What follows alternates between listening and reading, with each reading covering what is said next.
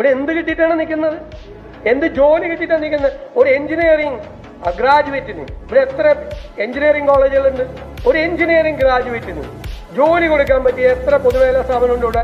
BTech പാസ്സായി വരുന്ന ഒരു കുട്ടിക്ക്, ഒരു മെക്കാനിക്കൽ എഞ്ചിനീയറിംഗ് പാസ്സായി വരുന്ന ഒരു കുട്ടിക്ക് ജോലി കൊടുക്കാൻ, ഇലക്ട്രിക്കൽ എഞ്ചിനീയറിംഗ് പാസ്സായി വരുന്ന ഒരു കുട്ടിക്ക് ജോലി കൊടുക്കാൻ ഏത് സ്ഥാപനമുണ്ട് ഇവിടെ? വേണ്ടേ? ഈ കുട്ടികൾക്ക് ജോലിയൊന്നും വേണ്ടേ?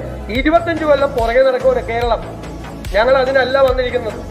ഞങ്ങൾ അധികാരത്തിൽ വന്നിരിക്കുന്നത് കേരളത്തെ 25 കൊല്ലത്തേക്ക് തിരിച്ചു കൊണ്ടുപോകാൻ വേണ്ടിയിട്ടല്ല, 25 കൊല്ലത്തേക്ക് മുമ്പിലേക്ക് കൊണ്ടുപോകുന്നതിന് വേണ്ടിയിട്ടാണ്.